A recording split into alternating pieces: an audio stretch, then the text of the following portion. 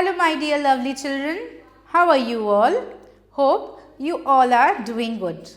So are you ready to explore and learn something new today? Let's learn a new topic today. So let us begin our session, and today we are going to focus on chapter number 11 of this book, where we are going to study about the use of has and have. Let's quickly do the warm-up exercise. Read the given sentences aloud. इन सभी sentences को हमें जोर जोर से पढ़ना है. I have a toy car. She has a doll. This boy has 2 kites. They have many storybooks. आपने ध्यान से देखा इन sentences को. कुछ में हमने have यूज़ किया है और कुछ sentences में हमने has यूज़ किया है, right? अब ऐसा क्यों है? आइए समझते हैं कि has और have कहाँ यूज़ करते हैं. Use of has and have. Has is used with he, she, it, this, that and names. यानी has इन सभी pronouns के साथ यूज़ होता है और जितने भी नाम हैं उनके साथ भी यूज़ होगा. कोई भी नाम हो सकता है. रिंकू, सीमा, टॉम, गुरप्रीत, सुमित, अर्पिता, अंजू, कोई भी नाम है उसके साथ हमेशा हैज़ ही यूज़ होगा. इसके बाद जब हम हैव का यूज़ करते हैं तो have is used with I, we, you, they, these and those. ये जितने भी pronouns हैं और these और those हैं, इन सभी के साथ हम have का यूज़ करते हैं. Okay?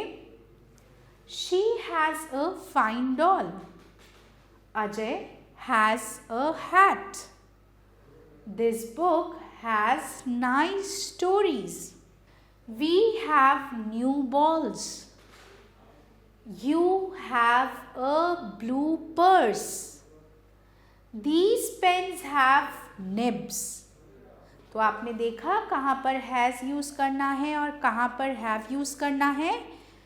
Remember, we use has and have to show ownership or possession.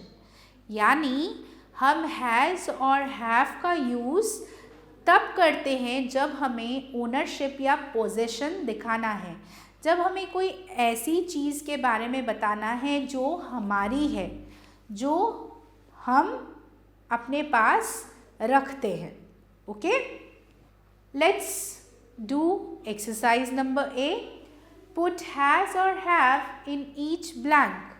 यहाँ कुछ सेंटेंसेस हैं, हमें इन्हें हैज़ या फिर हैव से फिल करना है. याद रखिए कौन से वर्ड्स हैं जिनके साथ हमें हैज़ यूज़ करना है और कौन से वर्ड्स हैं जिनके साथ हमें हैव यूज़ करना है. You have a fine bat. You के साथ हैव यूज़ करते हैं. She has a red teddy bear. She के साथ हम हैज़ यूज़ करते हैं. Those girls have blue dress. उन लड़कियों के पास ब्लू ड्रेस है. Those girls. So those के साथ हम have यूज़ करते हैं. Okay? Let's move further. Now we have exercise number B. Write has or have in each blank. हर एक सेंटेंस में हमें रीड करके ये डिसाइड करना है कि has फिल करना है या फिर have फिल करना है. Okay, so some sentences I will do for you. Remaining ones you have to do on your own. So let's try. I have 2 eyes and 2 ears. You all have your dolls and toys. She has a yellow frog.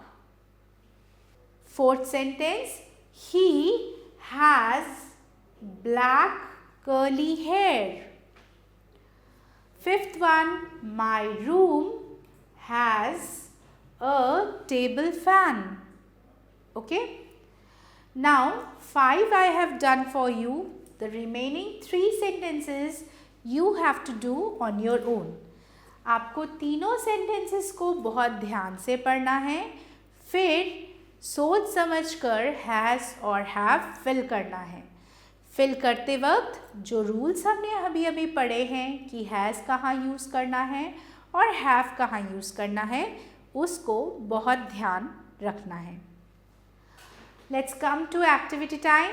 Colour the helping verb which is used with I and plural nouns.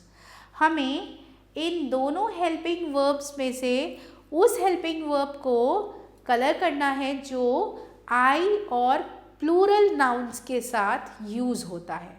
So I और plural nouns के साथ कौन सा helping verb जाता है?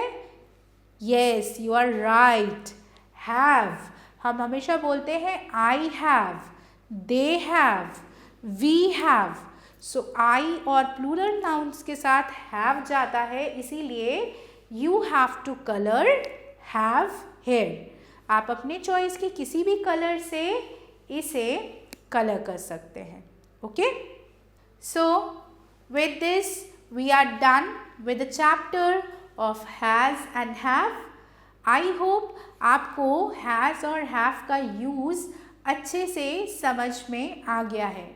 कहाँ has use करना है और कहाँ हैव यूज़ करना है, इसे बहुत ही अच्छी तरह से समझना ज़रूरी है ताकि हमारी ग्रामर की स्किल्स और भी डेवलप हो सके और हम अपने टेस्ट पेपर्स में कोई भी गलती ना करें. So keep on practising more exercises so that you become an expert in these concepts. Now it's time. I am signing off. I will meet you again soon with a new chapter of your book. So stay tuned for the upcoming videos. Till then, bye bye and take care.